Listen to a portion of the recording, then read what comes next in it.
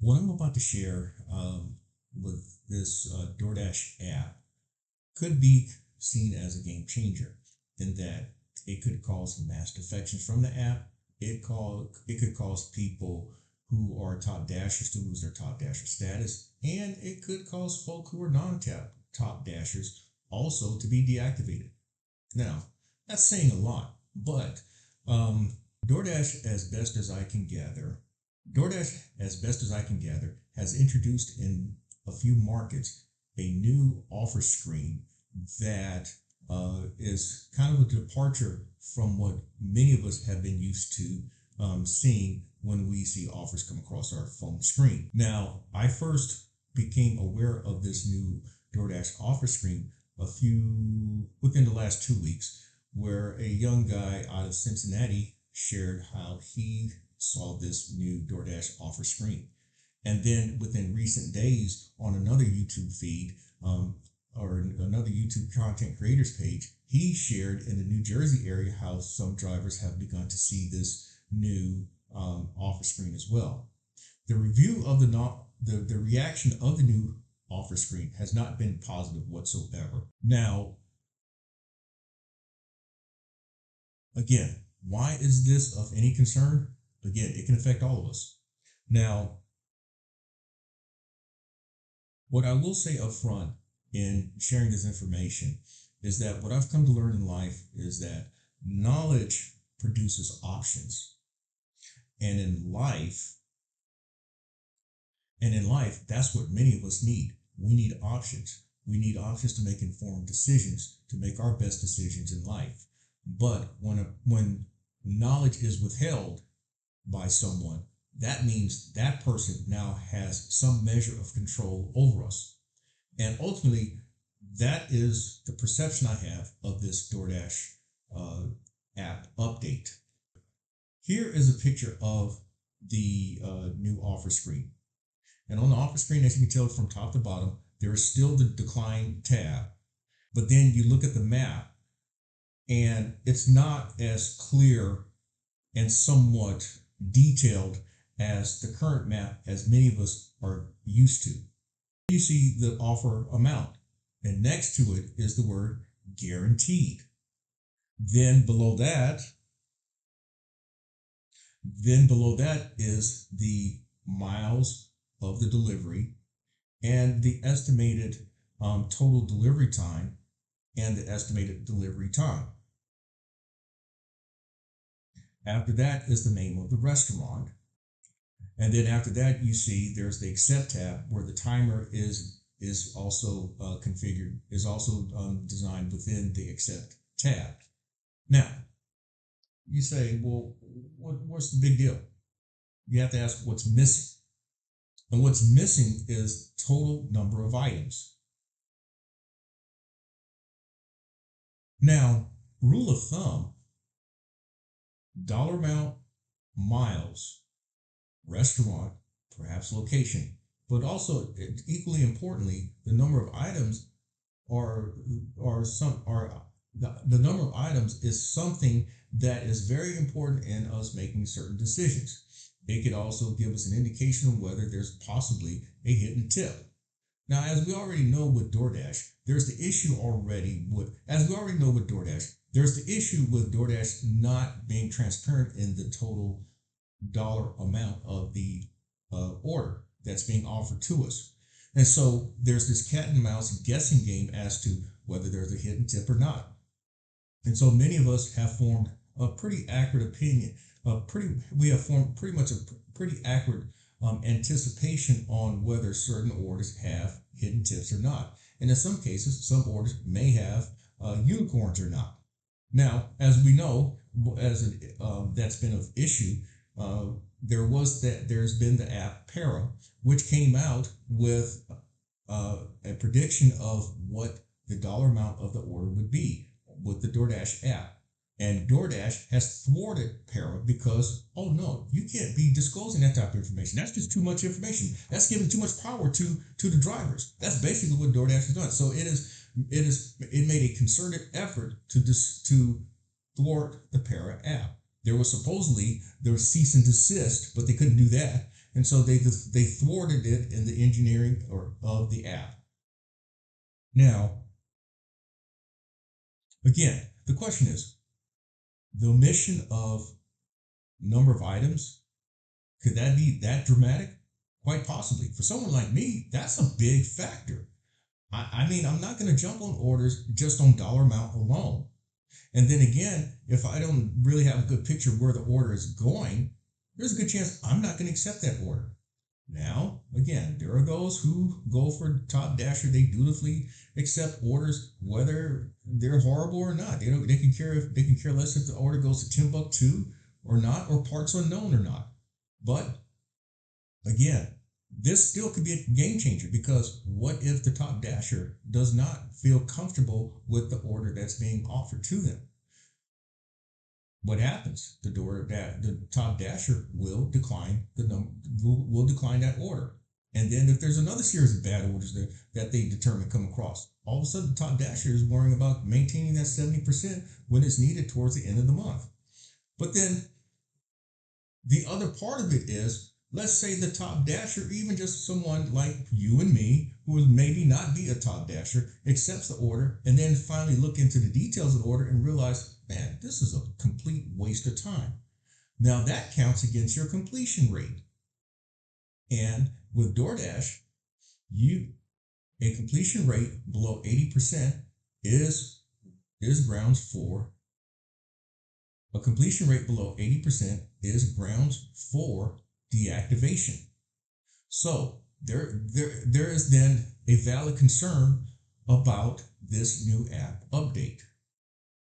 Now, after some thought about having seen this new DoorDash update, a couple of things come to mind.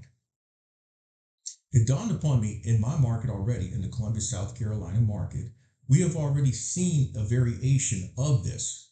And by the way, if you like the content that's been provided in this segment of the Gig Geezer or in any other segment of the Gig Geezer, hit that subscribe button, give my content a thumbs up, share my content among others, and I definitely welcome your comments in the section below.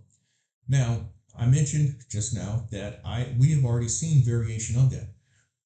Columbia, my market, we had in the beta testing phase, and as of this recording of this segment of the Gig Geezer, we have until the end of the week whereby it is possible that DoorDash will end the earn by time pay mode. And with the earn by time pay mode on the offer screen, you do not see a dollar amount on the order. You see the restaurant and you see the number of items and you see where it's going in terms of the pickup location and the drop-off location. And that's it. Of course, I failed to mention the restaurant. And so here's an example of an order in which I happened to, by mistake, be on earned by time, and I happened to accept it.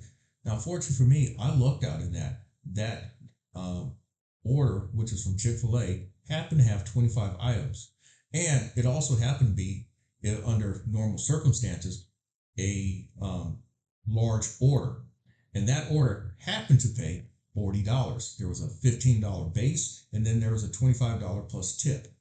So I lucked out on that. And then just recently in another Gig Geezer segment, here's another order that's not the offer screen though, but that's the actual order, because what happened was I happened to be on earn by time when it first came across. I declined 2 quick orders, and then right after coming on earn per order, which is the traditional way, as we know now, of receiving orders on our screen. The order had 9 items, 10 plus miles, a lot of miles, and the offer amount was $27.75. Now that order did not pay much more. It paid $28.37. But the point is, what if you don't have all the information you need to make your best decision? That is control. And that's where that is the tree that DoorDash is barking up.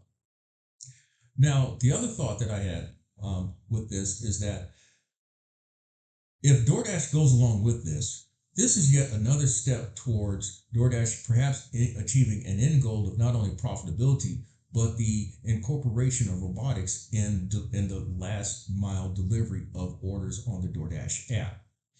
And when you think about it, A robot isn't worried about item count.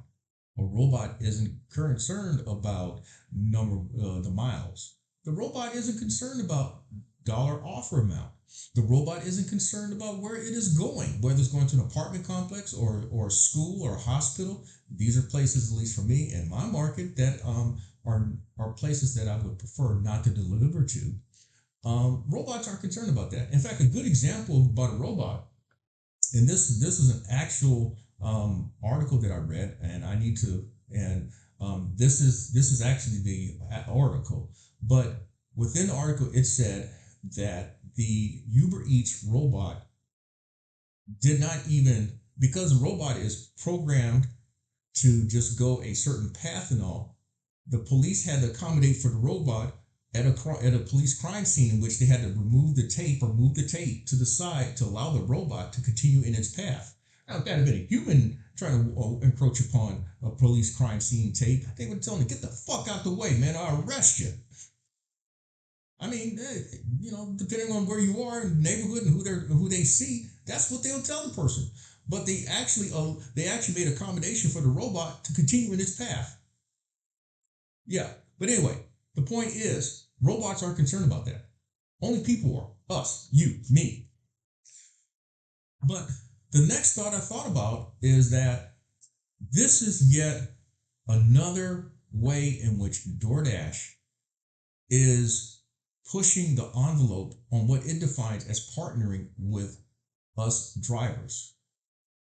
Now, basically, for many of us, accounts for a significant portion of what we make. For many of us, admittedly, DoorDash has accounted for one third of the money I've made so far in 2022, and I can pretty much say that at least for the last previous 2 calendar years, going back to 2020, in which DoorDash accounted for more than likely about a third of the money that I've made each year. Now, if we are to go along with DoorDash's gain and to maintain our active partnering status with DoorDash, we may have to go along with these offer screens. That I say we may. But then again, what can we do? How can we fight against this? There are ways. But before I get into that solution, I do want to point out some other examples of offer screens so that we can get a good perspective on what it's like out there. Now, I recall back in 2017 when I first when I first attempted to do Uber Eats orders. All I recall was restaurant, map, and that was it. The restaurant and a map, and that was it on Uber Eats. We did not know how much we were going to make until after the order was complete, and that was usually about an hour after the order was complete. Now, the Uber Eats app, you got to understand too, it is on the same platform as Uber Rideshare, and so many of the components of the Uber Eats app is very similar to Uber Rideshare. In fact, I noticed on the headline that Uber Rideshare is introducing more upfront pricing into more markets, which would be very similar to what one can anticipate on the Uber Eats app already, that is. Now, of course, now with the Uber Eats app, you have the anticipated amount that you're to make on that order that you accept. And then you have the map of the pickup location and the drop-off location, cross-street reference of the delivery location, number and the miles, at least anticipated miles for that trip. And then you do not know what you're going to make, tips included, until an hour after completing the order. Okay. Now, there are 2 apps that I am aware of currently in which you don't have to worry about how much you're going to make. The only thing that you're going to be concerned about is how many miles, and you don't have to concern yourself with the number of items. Those apps are currently Grubhub and Waiter/Bite Squad. Now, Waiter/Bite Squad used to have a different app, and well, that app finally was updated or upgraded back in February when Bite Squad finally was well, the final remnants of Bite Squad finally were merged into the Waiter app and corporate structure. So that was a good thing. And if you check out this thumbnail, that is the review that I made on the Waiter slash Bite Squad app after its reconfiguration or upgrade. Now, the question is, why does DoorDash think that it can do what it's doing by introducing this upgrade in which it actually withhold information from drivers? Well, first of all, DoorDash is well, first of all, as I've shared in a previous gig user segment, DoorDash, like all these companies, say that they're a technology company. And as I've said before, these companies gather all this data from customer buying habits, customer demographics. Then there's the information on drivers in terms of orders that they accept, the time that it takes for them to drive to a location, the time that it takes for them to drive to the drop-off location. There's data on the restaurants in terms of predicting the preparation time for orders and when they should be ready. In fact, by the way, I've never shared this though, but I recall being invited inside to wait on an Outback order. And on their screen, they showed the promised time for an order. And I happened to notice that the promised time in the order was like, let's say, 6:45 in the evening. DoorDash said that the order should be ready around 6:55, but let me give this a I want to give as best of an accurate recollection. Outback had a promised time window of from 6:45 to 6:55. On my app, DoorDash said the ready time would be 6:54, but the order was not ready for me until like 7:05, somewhere between 7:05 and 7:10. Now, how DoorDash predicts that is a function of the algorithm and what is called machine learning. Machine learning is the mathematical formulation, the mathematical side of anticipating or predicting these arrival times, these pickup times, these preparation times for orders, among other things. So DoorDash, since we're talking about DoorDash, now with them being a technology company, they hide behind that with respect to how it treats us drivers. And again, their end goal is profitability. And we are nothing more than blips on the algorithm when it's all said and done. When they introduce different pricing modes and different policies, the ultimate goal is to based on their algorithm, their metrics, their um, units of data measurement. It's all about getting orders to the customer in the most expeditious way possible. And how they get us drivers to do that is the pricing point, the pricing. And the pricing is one of the last things that they actually try to solve, at least how they present it to people when they talk, when they present it to people, when they talk about how they incorporate artificial intelligence and machine learning. The pricing of orders for the drivers is the last thing. It is the thing that may be the incentive or the inducement for the driver to accept the order or not. And it may be the inducement or enticement to which drivers may deliver that order in a more expeditious manner. Now, the other factor is that DoorDash, forget about its revenue. We talk about market share. DoorDash commands currently, or at least as of March of this year, 2022, DoorDash commands 59% of the market share in the United States. All the others combined do not equal DoorDash's market share. Uber Eats slash Postmates command 27% of the marketplace, 24% according to the source with Uber Eats, 3% Postmates. Then Grubhub, which was once number one as late as 2, 3 years ago, commands 14%. And then the other companies command 1%. They allow 1% for the other companies, and that would be like Waiter slash Bite Squad. And so, not to mention, DoorDash knows based on its metrics, based on how they anticipate, how they can say how much a driver earns per year, per hour. They know that for many drivers, this is a significant portion of the money that they make. Now, according to DoorDash, they said over 6.3 million drivers attempted at least one order in 2021. They also say that DoorDash drivers attempt they may be on the app 2 hours a week, which is more realistically about 4 hours, 4 to 6 hours per week. But they say that drivers made over $11 billion last year, meaning that the average driver made about at least over $1,000 last year.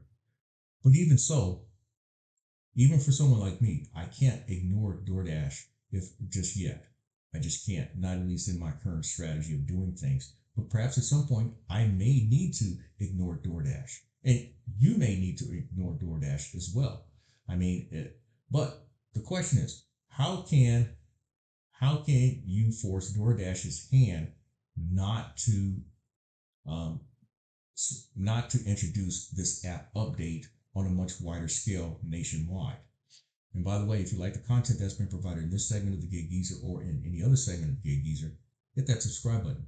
Give my content a thumbs up, share my content among others, and I definitely welcome comments in the section below.